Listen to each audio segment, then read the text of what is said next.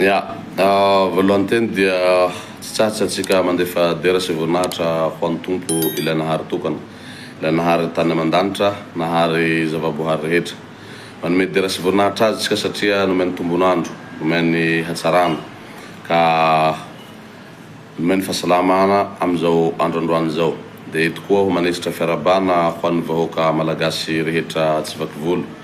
ho an'ny vahoaka malagasy ambany lanitra, na aty an-tanindrazana zany na any Andilam-bato. Ny nakiraky ny tompo-janahary ny hatsarana, ny fahasoavana, fandriam-pahalemana ary ny fitiavana, ny famelan-keloka ho amintsika isam-batan'olo tsirairay avy. Assalamu alaikum warahmatullah wabarakatuh. Voalohany teny dia fisaora aloha no atolotsiko ho an'ny vahoakan'ny Toliara, izay vahoaka tia mivoatra ary vonina amin'ny fanavaozana. Atako angamba fa hitatsika zao ny fiovana tanteraka ao amin'ny tapitananan'ny Toliara reny vohitsy ny masoandro. Makasitraky sy makatelina koa ho an'ireo izay ekipa avy ao amin'ny commune urbaine Toliara zay tarehiny maire par intérim Eli Lamar sy ireo teknisiana zay nanatanteraka an'iny projet fanadiovan'io, ary eto dia mbola manamafy fa tsy hitrahatra ary tsy hijano io projet io satria hitany tombotsoany, hitany fiovany ary hita koa ny hatsarany. Ary mbola mapotiky ihany koa misaotra ny vahoakan'ny Toliara satria na dia napetraky reny tetikasa reny tsy ho ny vita reny raha tsy nisy ny fiarahantsika miasa, raha tsy misy koa ny fahavonona anareo. Ka mamanentana antsika ndray ary manentana antsika hatrany hatrany hoe tohizo ary mazotoa atsika manao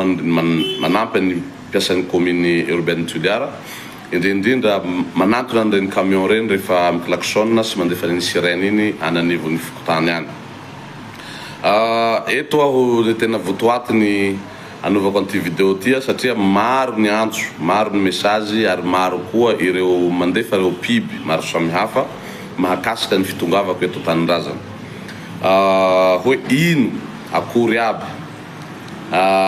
sy akory amizay hirealizena ireny tabataba, ireny heloka, ireny le fanaovana tsinjazolena reny taloha reny. Eto aho ry vahoaka malagasy ambany lanitra rehetra tsy akanavaky manerana nosy Madagasikara. Marina tokoa fa naharary ny tena ary tsy zaho rery ihany ny victime zany fa ny vahoaka rehetra malagasy ambany lanitra rehetra victime ny zavatra nataony reny tsy mataotody reny. Fa hoy zaho androany hoe misy guerre zay mbola hataotsika. Marina fa dingana voalohany iny nataotsika iny ary nitratra le dingana voalohana, na izahay avy any ivelany zany na anareo zay niatra ireny daroka lacrymogène sy ny sasany sy ny sisa fandrobatana fananana. Ka misy valifaty tena tsara tiky hoentiko ho an'ireo izay tsy mataotody, ho an'ireo nanao tsinjazolena, ho an'ireo izay nanao amboletra ary nanao tsinotsinona ny zo fototra mahamalagasy. Ny revanche c'est pour les gens faibles, hoy zaho. Fa ny valifaty hataotsika dia halaitsika amin'iny filamatry iny hoe fanavaozana. Marina tokoa fa ireo zavatra nanjo sy nahazo ahy atako angamba ny olona tsy zaho mety tsy hazaka an'ireny zavatra nanjo anahy reny. Na ianao mijery ahy io, na ianareo maheno ahy io, raha niaina amin'ireny zavatra niainako reny nandritra n'izay taona maro zay depuis 2012-2013 ka hatramin'ny 2023 ny alako teto an-tanindrazana. Mino sy matoky aho fa ny anatin'ny eritreritra sy anatin'ny ny priorité nareo ny priorité tsika dia hoe hamalifaty an'ireo hamerina an'ireny zavatra rehetra nataony zareo reny. Fa hoy zaho hoe androany hoe tsy hanao an'izay tsika, tsy hanao an'izay tsika fa hanao ary haleha hoe izao le fanavaozana tanteraka izay tarihiny filoha pirenena Colonel Mikael sy ireo efada mirahalahy izay manaraka azy. Ny valifaty ataotsika atoritsika an'zareo hoe olona matahotsy tompo-janahary tsika tsy toandreo. Ny valifaty ataotsika olo zanabahoaka atsika ka tsy hamotika ny vahoaka tahaka atsika. Ny zavatra ataotsika dia handehatsika hanatanteraka ary hanangana ary hanamboatra ireo zavatra tokony ho nivitan zareo mandritra an'izay 50 taona zay, 40 taona zay, nefa tsy nitantarahan zareo ary zavatra realisable fa tsy hoe zavatra nofinofy nefa tsy nivitainy zareo fa famonoam-poso ary famonoan'olona no nataony zareo. Ka manomboka am'izao androandroany zao 17 janvier 2026 fanavaozana tanteraka tsy handrava fananany zareo tsika ina petratsika eo anivon'ny fitsarana, eo anivon'ny pahelalana mahakasika ny zavatra rehetra zany. Fa ny zavatra ataotsika dia hanamboatra, hanarina satria i Madagasikara dia lavo tanteraka ary lavo anatin'ny kady, ka hanangana ny fianjeran'ny Madagasikara tsika hampitsanga ny vahoaka malagasy tsika, hanao création d'emploi tsika, hanao projet d'activité tsika, hanatanteraka tsika ireo tetikasa rehetra izay zavatra tanatin'ny vina ino vely rano manovan'ireo azy iny izay tsy nivitan zareo na dia ray azy, ka ho tanterahatsika. Zahay tsy mpanao mazy, isika tsy mpanao mazy ka hanao zao hoe ho vitatsika anatin'ny fotoana fohy, fa raha ianao izaho isika rehetra mifanome tanana manao tomboka miara-maminja soroka miaraka milanja hampitsangana ity firenena zay ny anjera tia ka hanarina azy ary hanamboatra ary hikolokolo azy ho antsika sy ho anao sy ho an'ny rehetra ary indrindrina fa ho an'ny taranaka faramandimby dia hiarina tanteraka ty firenena tia ary ho mora ny fananaovana an'izany na dia efa firenena goka be izy tiky, firenena babitrosa be izy tiky, vitatsika io raha tsika raiky zay mitambatra fasika zay misaraka, zay mitambatra vatoka zay misaraka fasika, hoy zay ohabola ataolo zay. Ka eto manentana antsika indao hifanome tanana, hifanantona, hifanome hevitra, hifanampy amin'ny mpitondra atsika amin'ny PRM Mikael sy ireo efadahy manaradia azy sy ireo zay ao anatiny membre du gouvernement. Ndao tsika hanatanteraka ireo nofinofitsika leran'izao fotoan'izao fanavaozana zao ka atako angamba tsy tokony hiraviravy tanaty sontsika ary hitanareo fa raha tonga teto Antanirazana ndray andro any nipetraka teto Antananarivo dia efa niazona Antoliara, hitatsika ny vokatra. Ny voandalana entiko bakany tsy nanday vola mankarena aho fa nanday projet, nanday investisseur hanatsarana ary hamitana ary hanamboarana ny tany sy ny firenena. Ka mbola tsy mitrahatra zahay andeha hanaontsoavantsika, andao isika hifanampy, andao isika hifanohana, andao isika hanarina ny ty firenena tsika tia. Izay ny valifaty izay hitako tsara satria raha nipetraka 40 andro aho teto amin'ny tany sy ny firenena izay latsahan'ny tavoniko, nandinika aho hoe raha malifaty aho matoko tokoa reo, raha haveriko amin'ireo ireny tsinjazolena sy ireny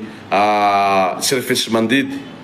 resy reo ary ho maty reo ary ho potika reo raha ataoko izany ary tsisy asakana an'izany raha manao an'izany aho. Fa fitiavantena hoy zaho zay marina fa ny zavatra nanjoanahy, ny zavatra niainako ary misy koa niainanareo atako angamba tsy ho zaka zany ary maharary zany. Tsy zaho mihitsy no handeha hitao anareo hoe ndaotsika hanavao fomba fitantanana, hanavao fomba fiasa. Jusque mandraka androany ty aho tsy anatin'io système anty fanavaozana tiky, tsy manana plasy aho ary tsy mitady plasy aho ary tsy haka plasy fa ano bolanay baka antimo an'izay olobe an-tanà ho tsy hangataky fa raha homea koa tsy handa ka tsy zaho mihitsy ro handeha hitao anareo androany hoe tsika tsy hanao valifaty, tsika tsy hamotika andreo, tsika tsy hanimba andreo, fa ny valifaty ataotsika hanao guerre psychologique tsika, ataotsika manitikitika ary marary anatin'ny sain'zareo ao hoe ny famonotsika ny vahoaka malagasy io dia tsy mety,